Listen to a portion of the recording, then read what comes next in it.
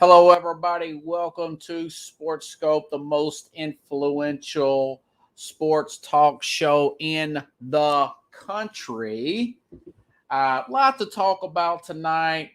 Obviously, we're 2 days away from the college game starting Labor Day weekend. Cannot wait for the college game, but we are 9 days away from Tampa and the Dallas Cowboys playing on Thursday Night Football. Cannot wait for that. Uh, I'm going to give my Super Bowl picks on that night at halftime when I start Sports Scope at 9 p.m. Central Time, right around halftime. Next Thursday, I'll give you my full Super Bowl picks. Tonight, I'm going to do the NFC West. A lot of crazy cuts in the NFL.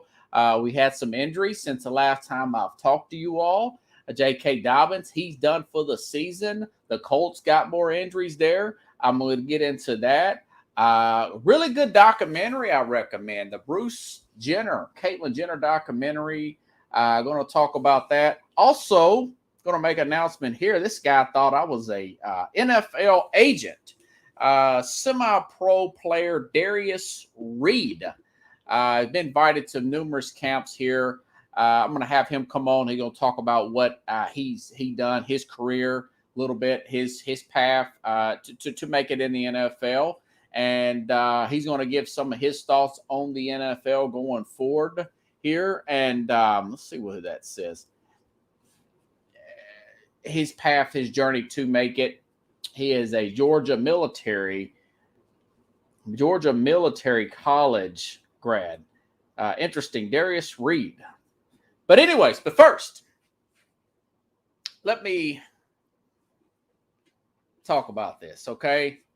Like I said, watching a documentary on Bruce Jenner, Caitlyn Jenner. Great documentary, by the way. Especially the first 45 minutes. It's more sports related. This is a sports show. He gets into his path from the 72 Olympics, a guy who had dyslexia. And dyslexic player.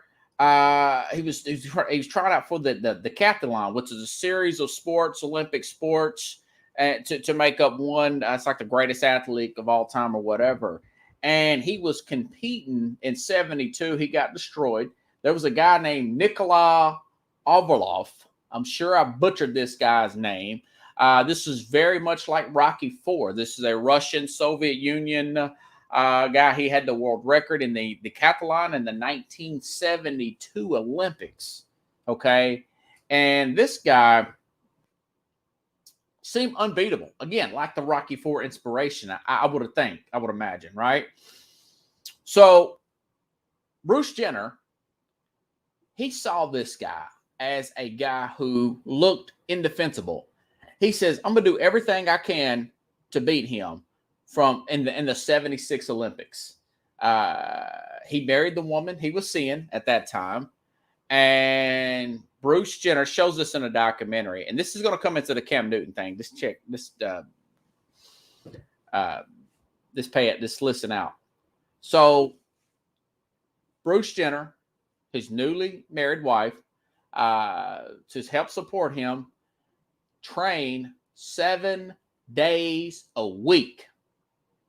Had this pretty little white dog. I think it was like a white lab or something. And his wife, 6 to 8 hours a day, 7 days a week, Christmas, Thanksgiving included, for 4 straight years. And he's on the bus to Montreal to the 1976 Olympics. And he says, only thing I'm thinking about when I'm on this bus, and it's got the footage, great Netflix documentary, Bruce Jenner, Caitlyn Jenner. He says, I'm never going to do this again. I have to give up too much to do this again. And that leads me to today. Cam Newton, a lot of talk about this with Cam Newton. He's a guy like this Russian guy. Very big frame, build. Really, once he got to a certain level in football. He never really grown from that. But he's very durable physically. He never really put in the work as far as the details of what it takes to become the best. He has the physical ability, and he stayed up. And like I told you before, I've watched the All or Nothing documentary on the Carolina Panthers, and it showed more of Newton doing, getting his haircut, doing fashion stuff, talking about everything with the guys but football. He's not really talking about routes and stuff with his wide receivers, with his quarterback coach or the wide receivers that play under him, as tight end Greg Olsen at the time. But this goes to show you the kind of commitment that it takes to succeed at the best level ever. One winning season, that was the Super Bowl year with Cam. And I thought to myself, man, we couldn't put two together in a row. He's up and down, up and down. And I thought, this is something. So I was listening to the Rich Eisen show from Monday, Pickles. And this guy, Tom Curran from NBC out of Boston, he had speculation of this leading up to of Cam Newton getting cut for this rookie Mac Jones, which nobody saw coming. On Monday's program, judging by the way the practices were set up and everything. So listen up to this soundbite here on the Rich Eisen show. Tom Curran from NBC Boston that covers the New England Patriots. When are we going to find out? Like straight through the front door? When are you going to tell us? Like, do you not have to tell us? Like, isn't it better for you to not even tell us? I mean, there's so many levels. I don't even know if that's four-dimensional chess. All right, here's Bill's response.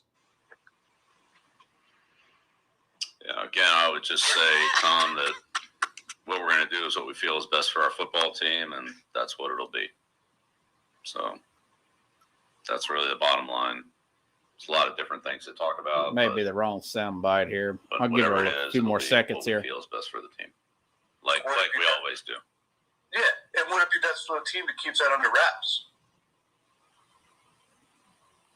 Or would it be best for the team to know what the situation is at certain positions? Yep. We'll do what's best for the team. Performance art. Well done. That was a Belichick. Is the author himself, Tom Curran of NBC Sports Boston. Well done, Tom. Well done. We just out here parrying, sucking, weaving, trying to figure something out to get him out of his hole. It's like fishing for that lake. Yeah, that's a wrong. Basically, he was saying that this guy's been working with the first teams.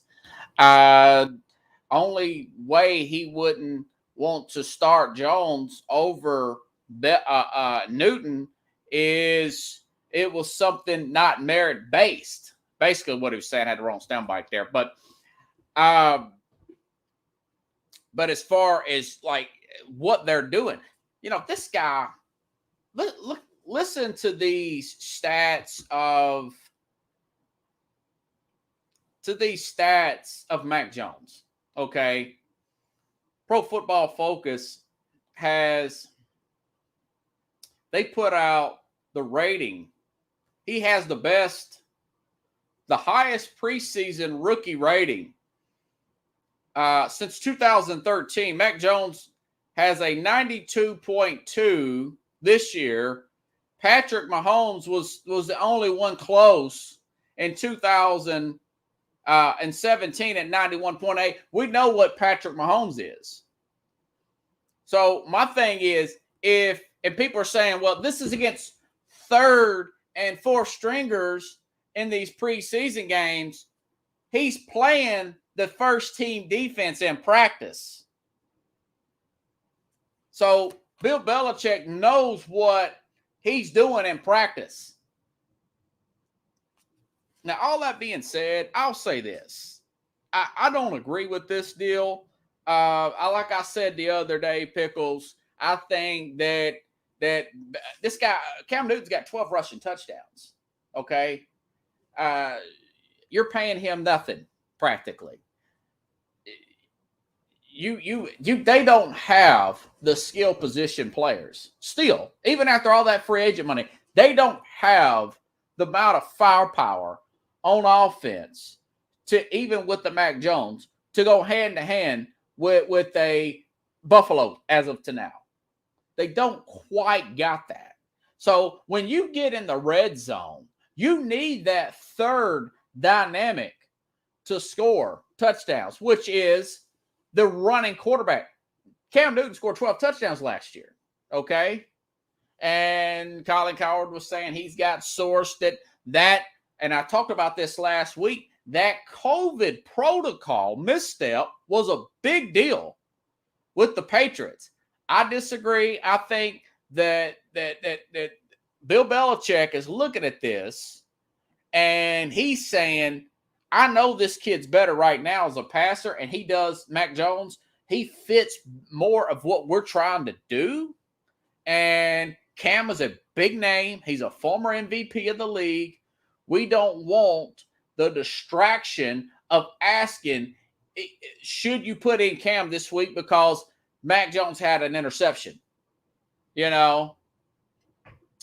Yeah. So Pickle says Cam is a good option quarterback with the running team. So that's another option. That's the way I would see Pickles of a guy like Andy Reid taking this situation, is saying, if we can't throw the ball in the red zone, let's bring in a package for Cam. As much as he studies, you would think that he would be able to utilize that.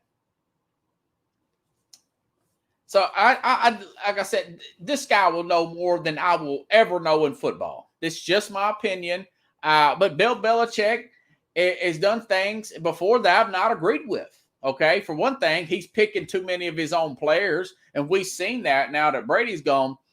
A year that they needed those other players. They needed some of those draft picks to hit. You got to listen to your scouts. You guys know that I'm against the general manager or head coach. We saw the disaster with Bill O'Brien. We've seen that with our own two eyes. That's just Bill O'Brien. Even the best of coaches, it's not a good thing. So that's where I do not agree with Bill Belichick. I don't agree with this. I understand that Mac Jones is he's going to be a great player. He's 10 times better than I thought that he would be at this point in his career. He may be the best quarterback now that Nick Saban has ever had during this run in the as the Alabama dynasty, if you ask me. All that is legit, but I didn't see it. I mean, are you going to put in a Brian Hoyer who's 150 years old in there, who can't move at all? We know what Brian Hoyer can do. Jared Stidham is on the IR. Jared Stidham. So I just didn't agree with it overall. And there's a lot of pushback from this around the league here. Let's see if I put anything else on here. Okay. Like I said, it was a protocol. James White said the first practice that we seen, Mac Jones, we knew this guy can play in this league. But Asante Samuel, well, first of all, let me give you this quote here. Cam says, I really appreciate all the love, support during this time, but I must say, please don't feel sorry for me. I'm good. One finger, one pinky, one thumb, peace, love. That's what Cam Newton's saying. Cam knows that he didn't put the proper effort in his career once he's got this big money. I don't feel sorry for Cam. He's made Pickles anywhere from $80 to $90 million clear. That is, he signed over $100 million contract. I'm talking about taxes, agent fees, he even says, "Hey, I'm rich." He tells this kid that was bad mouthing him. He says, "Hey, I'm rich. I'm okay. You don't have to worry about me." So, but there's some backlash. There is a little bit of backlash. There's some drama here, and you guys seen it in the title. And Asante Samuel took a shot, Pickles, at Bill Belichick, and I'm about to play it. I'm about to talk about it here. Okay, here we go. Former New England Patriot Asante Samuel, his son is playing with the Chargers. He just now got drafted there. Yeah. Stephon Gilmore is going to be out for 6 weeks. This team has still got much better pass rush, much better overall everywhere. I know Gilmore is banged up. So former cornerback, he's mad about this. He didn't say it, but he's saying it. He's making it a race issue, picking the white guy over the black guy. That's hogwash. Jacoby Brissett was a Patriot. I want to say they drafted the guy. So, but anyways, Samuel says, with strong words on Bill Belichick after Cam Newton release, without Brady, he's just another coach, in my opinion. Asante Samuel and Bill Belichick. Okay. A lot of people are starting to say that now since Brady goes to Tampa 1 year. They win the Super Bowl. Bada bing, bada boom. Let me tell you the facts. Okay? Fact number one. Bill Parcells never won a Super Bowl without Bill Belichick being assistant. Never won one. 86 Giants, 1990 Giants. That's Bill Belichick. Okay? Fact number two. Last year, the New England Patriots had 8 opt-outs. They lost the GOAT, a Hall of Famer. If you don't want to call him a GOAT, a first ballot Hall of Famer quarterback in Tom Brady. And you know who led the league in least penalties? The New England Patriots. How was that even possible with that many new players? The least penalized team in the NFL, the New England Patriots. They will go to the playoffs this year. How far? You guys, I don't think, and I've alternated my opinion. The 49ers, I'm going to talk about the NFC West tonight. I'm going to give my Super Bowl predictions my NFC East on Thursday. I will give my NFC representative on Thursday's program. Okay. And then next Thursday, I'll give you the Super Bowl winner here on SportsGo. I'm going to work on the AFC all weekend. So Asante Samuel, that sounds a little bit a white-black thing, and it's probably he didn't like the way Belichick done this. Again, I think it was more about the distraction thing rather than the COVID stuff. The COVID stuff may have been part of it. Again, there's reports that Belichick was really irritated, and the staff was really irritated with the way Cam, who has handled these protocols, he did something and he didn't get a chance to practice for 5 days. That's just total nonsense, if you ask me. But anyways, so those are the angles here. There's other little inklings to this story. It's a big story. Spotrac puts out Nick Saban. This is the most impressive run in college football history. People are not recognizing there's so much confusion out there. There's so much transition with the playoff and all this other nonsense that the run that Saban is on right now. Spotrac puts out this. Alabama has NFL stars all over the place. This is this year, okay? They have 3 NFL quarterbacks, including Hurts. The Alabama has 6 running backs currently in NFL.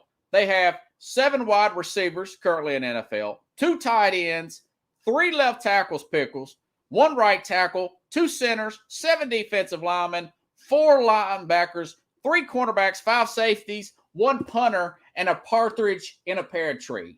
I mean, Saban is just, he's dedicated, again, with the Bruce Jenner stuff. It takes that kind of dedication to win big, day in, day out. Speed Sturrier said, why do you stay up to 10:30, 11 o'clock, midnight, working on recruiting? Take it easy, man. Well, that's 1 national championship versus 7. And I just named you all the Alabama players. 1 more Alabama quarterback who's probably the best one so far of this dynasty, this Mac Jones guy, who's the least one, I would think, But you got to look at it. This guy's got 4 first-round wide receivers. Maybe it was more him than them, even though he only played a season and a couple games the season before that. People talk about the Miami Hurricanes this and Nebraska that, and I love Tom Osborne. I love Jimmy Johnson. I love that 2001 Hurricane team. I respect the run the USC went on. They don't compare to this. They don't. He has raised the bar so far. This is. Oh, and even Bear Bryant. He's already surpassed Bear Bryant. They're the favorite to win the national championship this year. They're not the team. I've already picked Oklahoma. Bryce Young, their quarterback, has been named the starter. He's already getting comparisons to Russell Wilson. But it seems to amaze me the level of excellence and that Alabama is playing right now. It's very impressive, and I'm not a fan. I just call balls and strikes. I call it like I see it on the program. In other news, Deshaun Watson. There was no trade made. That's not going to be made. Brian Flores has come out and said Brian Flores has come out and said, no, we're not going to do anything. Let me see how he put it. Let me rewind a little bit. There was a report over the weekend circulating. I read it off Sports Illustrated that the Dolphins were discussing trading for Deshaun Watson for Houston, 3 first round, multiple second rounds, and nothing came to fruition there. And I'm thinking there were probably, and quite frankly, Brian Flores, the head coach there, he didn't even deny. Chris Greer never even said anything about it. That's the general manager for the Miami Dolphins. And again, I said from the get-go, take a chance. The general manager there, now, he pushed back. This Ciario, whatever the heck his name is, the GM for Texas, he says, well, we're not going to sell, and this is what I think happened. We're not going to move Deshaun for 70 cents on the dollar. Okay? And that's essentially what it was. He's basically being played to be inactive, from my understanding, Houston Texans. But if you could make that happen at 70 cents on the dollar, yeah, I would. In the back of their mind, the Texans organization, from the ownership down, they're wishing that they would have just traded him before these sexual assault allegations came to fruition.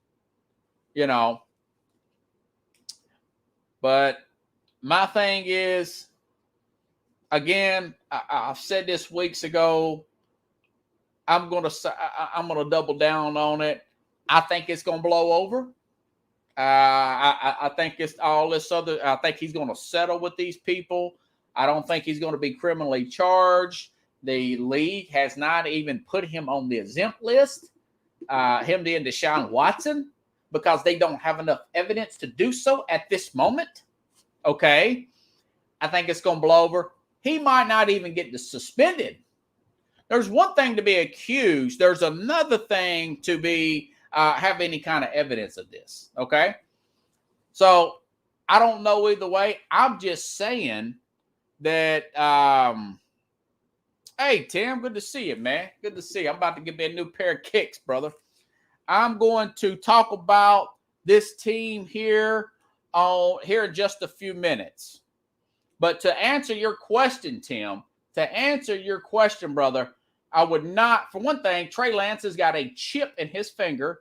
I would not play Trey Lance as a starter throughout the year. I would use him in package situations to score touchdowns, but I'm really, really high on the 49ers this year, especially after I looked over their schedule. And I'll get to that here in just a second. Okay? So, again, I don't care what Flores said to the team today, the Tua and all this nonsense. You can get to the playoffs with Tua, but you can win this division. You got to win the division to get home field. You got to beat Buffalo. Buffalo's a powerhouse right now, okay? Buffalo's a powerhouse. Buffalo's going to go a long way. They got an MVP candidate, and I said this for 2 years, and now you guys that follow me know that I call the shots here. You know, Buffalo is a powerhouse. They have a Super Bowl window here. Miami's not close to them. Quite frankly, I don't know if they're even it's going to be a coin toss. I think the Patriots have a better record this year than the Miami Dolphins. But I think the owner stepped in. They said, this is going to look bad with all these assault allegations. Let's make sure. He probably won't play a snap this year. I thought he was going to play. But apparently they're going to pay him to not play. That's the reports I'm hearing from Deshaun Watson. And I'm sure in the back of the minds of the Texans, they want the number 1 overall pick anyways. Okay? So anyway, in other news, okay. Gardner Minshew trade. Gardner Minshew went to Philadelphia because they feel, and I said this on the Mac and Jack show on Sunday, the Philadelphia Eagles feel like they have a roster to compete in this division. They don't have a lot of trust. They don't have a lot of trust in Jalen Hurts. That's what that's about. They don't have a lot of trust in Jalen Hurts for what they're seeing in practice. And they're figuring maybe we can, if this guy screws up the first 3 or 4 games, I got him at like 4-14, something like that, 4-13, maybe 5-12. They'll be in about 10 games and they'll lose them because teams are going to adapt to Jalen Hurts. See? And that's why I think they brought in Minshew. Why would you keep Joe Flacco, who's still on the roster? Okay? Why would you keep Joe Flacco? That's my school of thought behind that with Gardner Minshew. They feel like they still can be competitive. They still have a lot of draft capital. But if they did not think they had the roster, they wouldn't have made that move. And they would just say, this is going to be a air quote rebuild year where we're going to lose as many as we can. We're just not saying it. Like a Houston, who seems to be trading away players. And, of course, Jacksonville the last 2 years. Hold on, guys. Let me change out my podcast here. Man, that is a lot to talk about. I done went through 30 minutes already. Okay, so that's my school of thought. Deshaun Watson got that out of the way. Jalen Hurts got that out of the way. Flacco is a stick man too, by the way. Before I get into the other, before I get into the NFC West, Trey, the Vikings. Okay, in case you all hadn't been following me the last week, I did the NFC North and I did the NFC South. The NFC South, Tampa. Got Tampa. Not really a hot take. They're going to have the best record in the NFC. I've been saying that for months. No hot take. The NFC North, in case you didn't hear me, Minnesota. Minnesota's going to win the NFC North. Check out the news I heard today, Pickles. David Bakhtiari will start the season on the IR. He will miss a minimum of 6 games to start the season. That's the starting left tackle for the Green Bay Packers.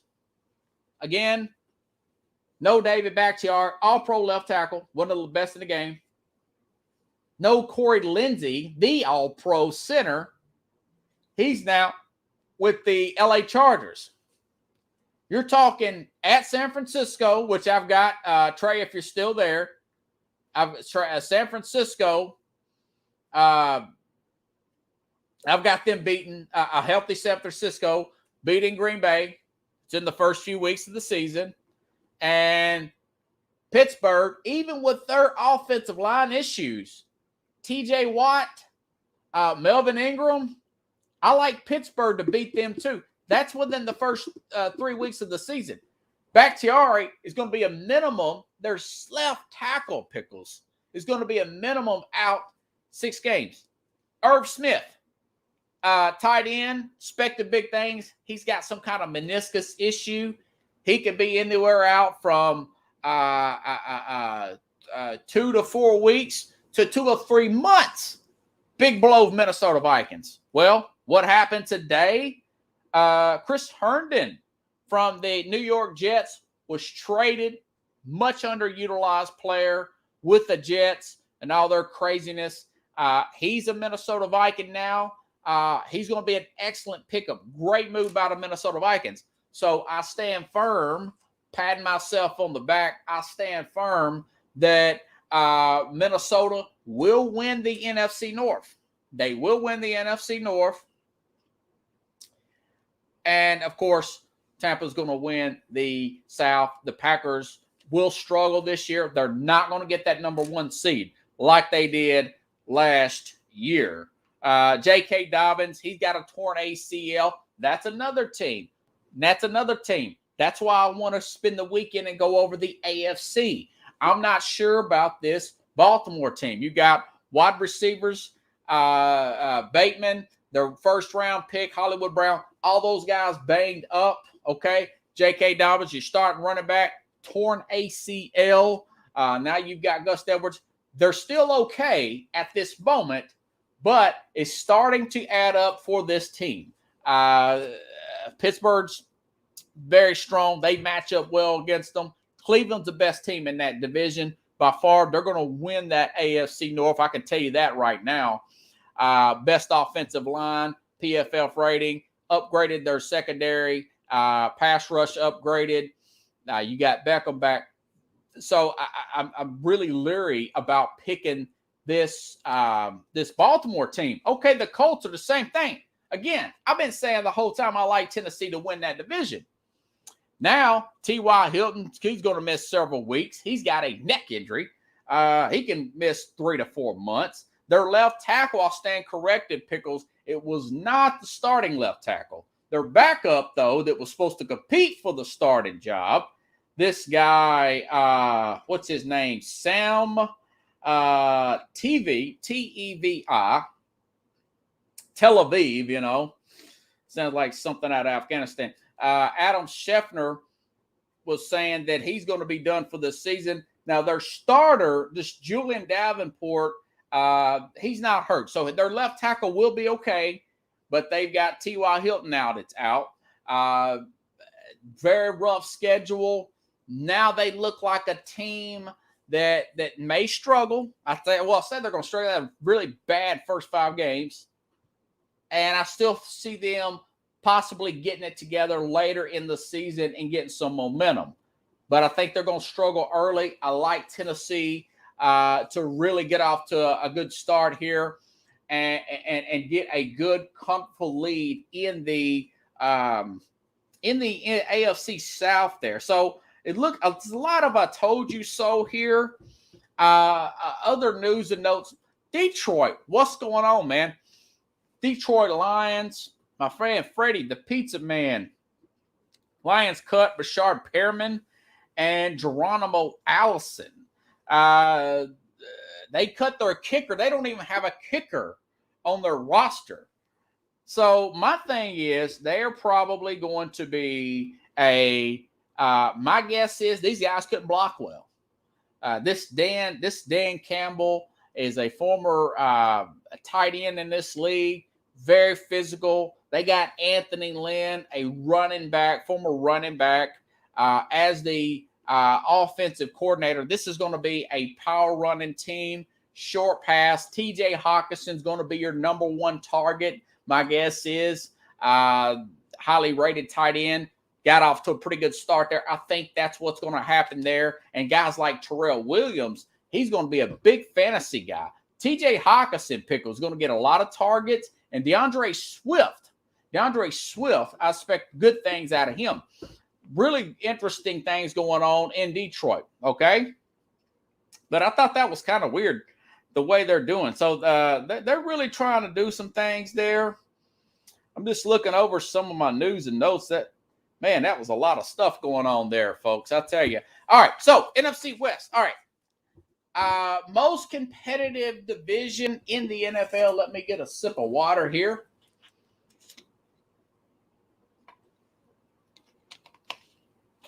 Of course, J.J. Watt, Chandler Jones brought in from the NFC West. I'm starting off at Arizona. Cliff Kingsbury is on the hot seat. That is not a hot take, okay? Yeah, and they cut their kicker, Randy Bullock, Pickles. I think they may pick up Prater, talking about Detroit.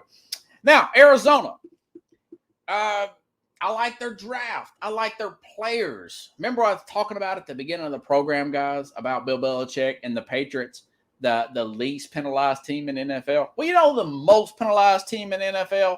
It's the Arizona Cardinals.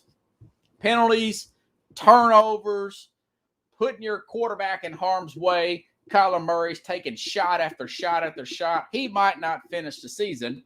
You know, all that being said, they still finished 8-8 last year. I like their rookie wide receiver, Rondale Moore, they picked up. But the bad news is they got Malcolm Brown, former Tennessee Titan, on the retirement reserve list. He's contemplating retirement. I don't know if he's going to do it or not, but he's not going to play the start of the season. Patrick Peterson's with Minnesota right now. So you're going to have problems on the back end of their defense. Kenyon Drake, he left in free agency. Larry Fitzgerald's contemplating retirement. So they're going to have a revamped defense. They've only got 6 starters coming back on defense. I know that J.J. Watt broke all the headlines, but really this team is not that good. Chandler Jones wants more money. He may hold out. That's your other big pass rusher. And, of course, you got Simmons there that they picked up there, the linebacker from Clemson, Budda Baker. They got some pieces, but they got a lot of holes too. And they're just not that well a coached team, you know. And I just don't have a lot of faith in their running game. I have never had faith in their running game. I'm not talking about their quarterback, guys. You know, I'm not talking about Kyler Murray. I'm talking about the ability to get the ball in the running back's hand and get him momentum. That's been their problem. And this option stuff, this play action crap, this read option, man, this guy's getting blasted back there. You know, I know he won Rookie of the Year and everything, but he took a shot in the preseason a few days ago, and we saw the shot that he took in Seattle last year that I thought was going to put him down on that I want to say it was a Thursday night game. But that being said, you know, A.J. Green, Rondale Moore, Christian Kirk, DeAndre Hopkins, they got a lot of receiving threats there. They beat a healthy 49er team last year. They beat Seattle on Sunday night games, and then they can turn around and lose to a banged up 49er team with the backups. You know, that they're up and down and over round type of team. So my thing is that they're probably a 9-8 team. Maybe 10-7. I'm leaning 9-8. I don't think they're going to make the playoffs. I think that they may upset they may beat every team in this division once. But you look at their schedule, they got to play Tennessee to start the season here in Nashville. This Tennessee team is loaded. They're going to be able to run the football handily in that early start time with Derrick Henry, just help the offensive line. They got Minnesota at home. But then in week 4, they got to go to the Rams, then San Francisco, at Cleveland. Not going to win any of those games, okay? At San Francisco again, of course. I just don't like their schedule. I don't like the makeup of it. And it's like I said, they're going to be an interesting team. They might be able to knock out Green Bay on a Thursday night game in Arizona, October the 28th, close to Halloween. But, you know, they got to play the Rams on a Monday night on December 13th. Then they got to fly to Detroit on a short week there. Well, Detroit could beat them, you know. Then at Dallas, Seattle. I just don't see it. I don't see it. I think Cliff Kingsbury will get fired this year. And maybe Murray, maybe he goes back and plays baseball. Maybe the new coach talks Kyler Murray into staying another year. I think you could probably do something with the guy. He's quick enough to get out of trouble. We saw the Buffalo game last year where he had the miracle throw there and catch. Things can happen. I just think you got to be able to keep him from getting hit less, and they need to do some more traditional running. Now, maybe they're doing that because they don't feel like that Murray can see over the line because he's so short. I think he's like 5'10", 5'9".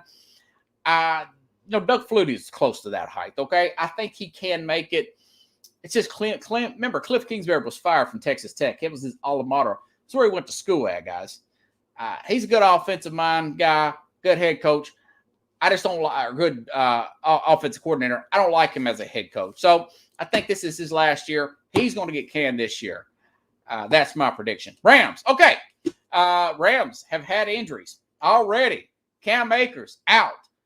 Darrell Henderson got a thumb issue.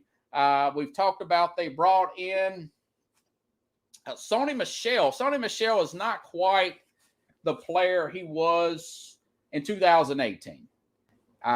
People talk about, well, why did they do this? Yada, yada, yada. Why did the Patriots draft him where they did? They drafted him over Nick Chubb. Nick Chubb was coming off an ACL, okay? But going back to Sony Michel, the running back for the Patriots, who was traded to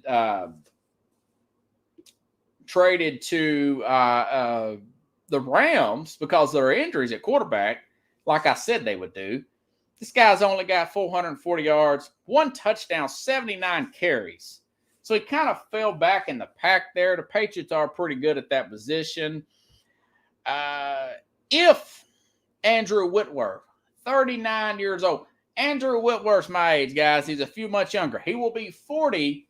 Whitworth, he will be 40 in December, Pickles.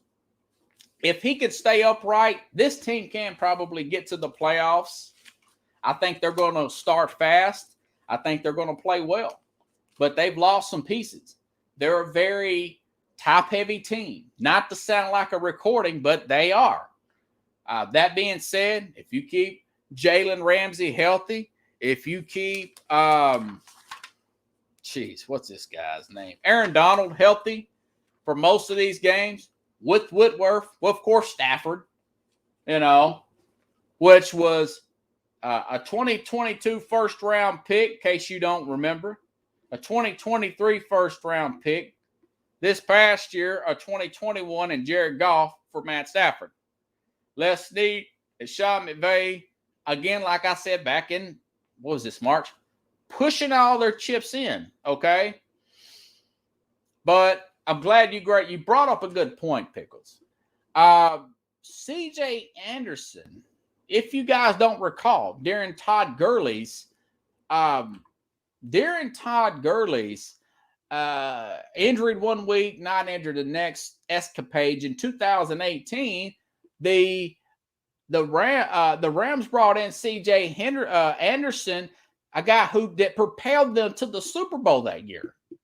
It was one of the most boring Super Bowls ever, but they got to the Super Bowl. And a lot of that was picking up a guy off waiver wire. It's an important position, but your line is the better position. Okay. It's mainly about the line, and it's about your blocking scheme. Running backs help. Don't get me wrong. Running backs help. So they lost John Johnson, their best safety. He is a Cleveland Brown. Okay. They've also lost Troy Hill, their third corner. He's also a Cleveland Brown. Gerald Everett is a Seattle Seahawk. Lost him. Josh Reynolds playing here in Tennessee at wide receiver.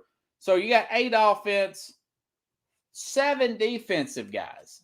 You know, with the new defensive coordinator. Their defensive coordinator is now the head coach there, Staley, Brendan Staley. He's the head coach at the Chargers now. That being said, open up against Chicago. I think they're going to beat this Chicago team. Andy Dalton at home in L.A. They got to play the Colts, a Colts team in week 2 that just now getting used to new quarterback with Carson Wentz there. T.Y. Hilton banged up. Okay. I think they have a really clean shot to win that game. So my losses, I actually have them beating Tampa. I think they're gonna beat Tampa. Tampa's got to play them in week 3, and then in week 4 you got this big, built-up New England game. Brady's been talking trash all summer about that game. Now you've got Mac Jones as a starter here. That's going to be a highly billed game. The Tampa Bay Buccaneers have to travel all the way to L.A. and play the Rams, a healthy Ram team, week 3. And then they got to go back to Tampa. And then they got to go all the way up to Foxborough and play the Patriots the next week. I think they beat the Bucs. I think Whitworth will still be feeling good.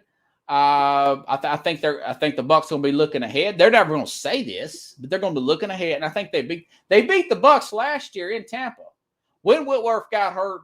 And now I know this Bucs team's much better. Don't get me wrong. Bucs ain't going to lose much. So I got them beating Tampa Bay. You know, my losses, their losses are going to come at Seattle on Thursday night, October 7th. You're talking 80-something% winning percentage for Thursday night home teams, okay? So I think they're going to lose that one. They got to play at Frisco on Monday night. I think they'll lose that one, okay? After their bye week, they play at Green Bay. They got Jacksonville. But then they got to play at Arizona on Monday night, December 15th. Seattle at home on the 19th. That's a short week. I think they lose that Seattle game. At Minnesota, at Baltimore, and San Francisco. This is where they free fall. This is probably where Whitworth starts to get banged up. This is where Aaron Donald, by the way, remember he got hurt in that Seattle playoff game last year. He got hurt in that game last year, and then the Rams beat up on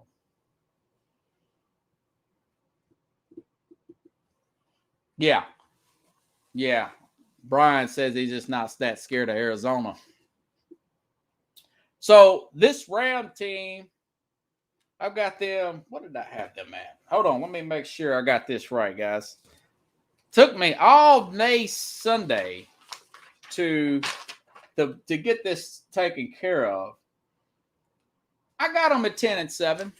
I got them, and most of their, again, down the stretch, most of their losses are going to come after their bye week. Their bye week is really late. It's right around Thanksgiving. The only easy game they got, Brian, is Jacksonville. I mean, at Green Bay after the bye week, Jacksonville home, at Arizona on Monday night. Then they got to play Seattle. That's a big disadvantage when you play a team off of a Monday night game, okay? At Minnesota, team I've got winning the North. I got Minnesota winning that game. At Baltimore. That's another physical team. And then they're playing the 49ers the following week. That is minimum 3 to 4 losses in that one little stretch there, guys. Excuse me. Hold on. Let's see. 1, 2, 3, 4, 5, 6, 7. 4 out of the last 7 games, I think they're going to lose. Okay? And then the other 3, they got to play teams like at Seattle, at the Giants. They may lose at the Giants. Okay? They got Tennessee at home. They could be looking ahead. They could lose to Tennessee there. So they had the number 1 defense last year, but they lost players from that defense. They lost the coordinator from that defense. I think they're going to find a way to slide in as one of the probably the second wild card, maybe the third wild card, something of that nature. Okay, my guess is I'll give you this, guys. On on Thursday. We will talk the NFC and the NFC Super Bowl. Okay, Seattle. Seattle, they did a good job. Now, remember, they were 12-4 last year in the regular season.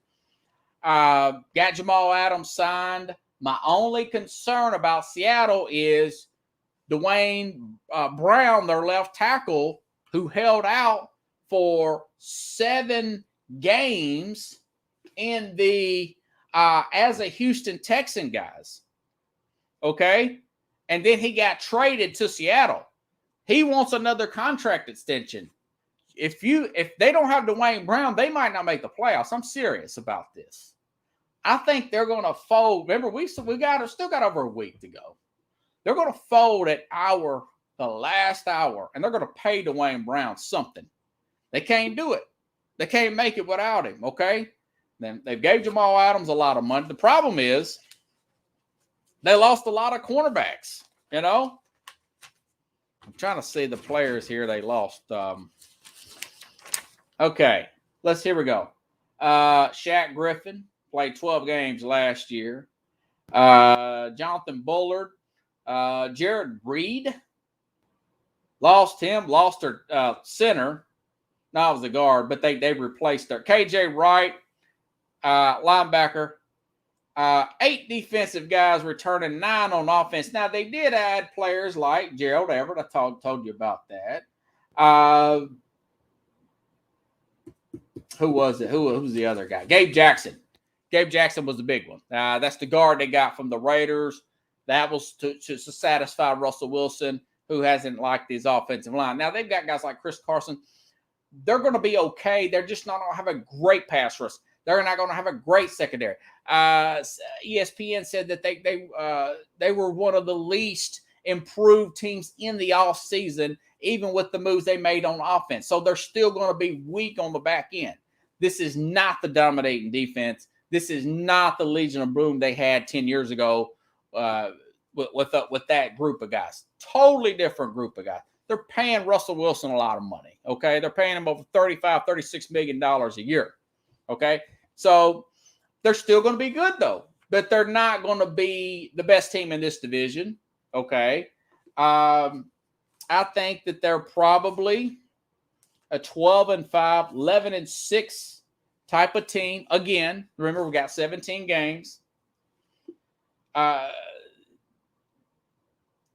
They just don't really match up on the road. They got to play at Green Bay. November 14th. I actually got them winning that one. But, they got to play teams like at Washington, at Pittsburgh, at Minnesota, at Indianapolis. I think I'll win that Indianapolis game. But it's just I got them finishing second, though, in this division. And I do got them making the playoffs. Okay? They're going to be an interesting team. We know what kind of offense they have. I think Russell Wilson could top last year's stats, perhaps. He probably could still be in the MVP conversation. Got Josh Allen leading it coming in. But, I thought he was a favorite last year for most of the year and the year before that, for that matter. So they're our playoff team. They're going to make the playoffs. I got them making it as a wild card, and I've got Green Bay getting out of the other wild card, but I've got Rams sliding in there like they did last year, actually. The Rams sliding in. Now, of course, the Rams could get a bunch of, losses. Okay. All right. Here we go, Trey. I'm really impressed with the 49ers this year, guys. I'm telling you, even after all this, what they did with the, trading the 12th pick and the 2022 third, next year's third round, next year's first round picks to go up 3 slots to get Trey Lance. I think that this Jimmy Garoppolo, I think he's going to have a pretty good season. Didn't have the greatest preseason per se, but again, they got Alex Mack. I didn't know this. They got a really good Pro Bowl level center from Atlanta in the off season, by the way. Okay. And this Trey Sermon, I'm hearing really rave reviews about him. Raheem Mostert back. Brandon Ayuk. Paid Trent Williams Pickles, probably one of the best, if not the best left tackle in the game. $20 million extension. He's one of the best tackles in the game. I do not think that they're going to start Trey Lance. He's got this thing in his thumb there. I think they're going to bring him in situational packages throughout the season, and they're going to start Jimmy Garoppolo. I think this team is loaded. I think offensively this team is better than any team that Garoppolo has played with. You got George Kittle, like I said, Deebo Samuel, Brandon Ayuk, Trey Sermon, and Raheem Mostert. That is a great running back backfield. And from my understanding is they're bringing this other guy back from Tennessee, the University of Tennessee. Oh, by the way, Kyle Juszczyk, their fullback, he's back. I'm trying to figure out this guy's name, and I just cannot remember his name. But either way, guys like Javon Kinlaw, Nick Bosa, Eric Armstead, they paid Fred Warner, their linebacker, the extension. This team is very much loaded. Okay, check out their schedule. I'm even higher pickles on them now than I have been pumping them up after dissecting game by game of this 49er team, okay? They're at Detroit. Detroit will probably give them a game for a half. And Trey Smith. Is it Trey Sermon? Maybe it is. Yeah, it is Trey Smith. Yeah. You got 2 Treys. You got Trey Lance and Trey Smith. Anyways, okay. At Detroit's going to give them a game. 49ers will pull away second half. Don't worry about that. So then they got to go on the road again and play Philadelphia. Well, that's 2-0 right there. Okay? Philadelphia cannot match up whatsoever with this 49er team. And then they got Green Bay at home.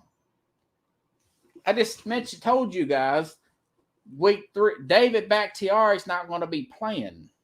He's an all-pro level left tackle against Joey Bosa. Okay? So, not Trey Smith, Pickles. That guy ended up going to Kansas City. I'm thinking of that guy that played running back for Tennessee. And then I think he transferred to like Baylor or something. Hold on, guys. I'm already got to switch out my time again.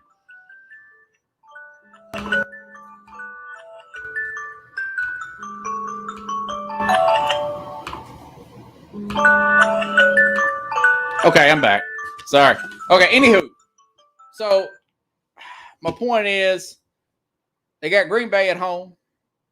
They got Seattle at home. I got them winning that game. Then they got to play Arizona. I think they're going to be 5-0 at the bye week. Now, they got an early bye week, October 17th.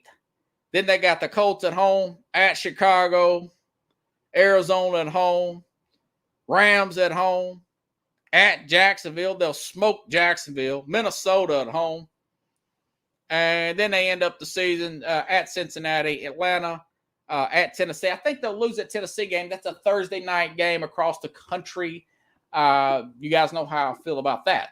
So I think Tennessee will end up beating them. My point is, They're a 15-2, 14-3 team. This team will push Tampa all year long, my prediction, for the number 1 seed. Ultimately, I think Tampa's going to get it. Tampa's a little bit better. Tampa has a 31st ranked schedule in the NFL, but I see this team winning this division. I think they're going to win it by probably 2 games. Okay, I think it'll be tight early, but they're deep. A lot more depth at running back. They even got depth at the quarterback this year with Trey Smith. So Trey Lance, excuse me, Trey Lance. Got too many Treys. They got a Trey Sermon to running back. Trey Lance. I'm high on Trey Lance. I like Trey Lance. Again, if you take one of these players from these small schools, Wyoming, North Dakota State, South Dakota State, he has to be that much better. You know, for the Jets to be that high on Zach Wilson at BYU, I understand. I want to say that Steve Young went to BYU. But those type of schools, man, you really, really got to kill it in the workouts for them, for these scouts and these teams to put their reputation on the line to draft you. I think he's going to be great, but not this year. Let him sit. Alex Smith, okay? Alex Smith, they went to the playoffs. Let Patrick Mahomes sit for a year. He came back out. He was great. Again, Patrick Mahomes had the best PFF preseason rating before Mac Jones. Mahomes turned out to be great. You won't, and Mahomes, here's why I think it's good that he sit out. He said it wasn't to the middle of his first year that he fully understood defenses. He didn't even understand all it might have been the second year that he actually started, not the year he sit. The year you sit, ideally you want everybody to sit, okay? Not unless they played 3 years like a Trevor Lawrence. But you want to get the routine of being a pro. You want to get the routine of breaking down film, okay, in the NFL. You just want to get that routine of being on those meetings when the games are real. Not these preseason games where nobody's is not when they're scheming against you and all that. When they're not scheming, when they're playing everything vanilla. But when they're scheming against you and you're playing starters for 4 quarters, okay?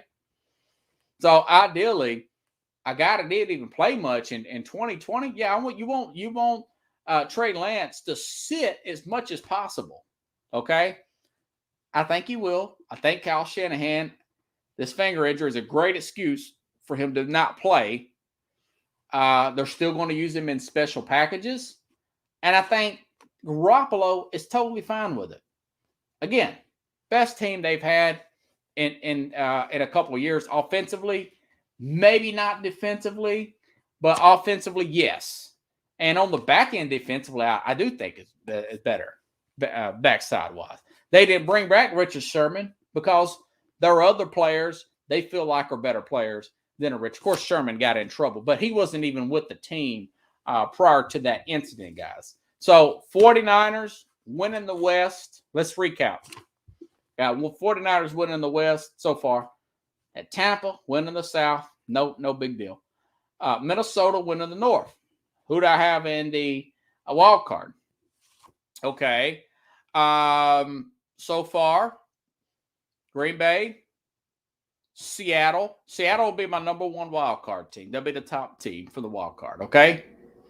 And the Rams will also be in the wild card. They stumble into the wild card race. So there's your wild card. I'm going to talk about the East. We'll break down the Super Bowl for the NFC on Thursday.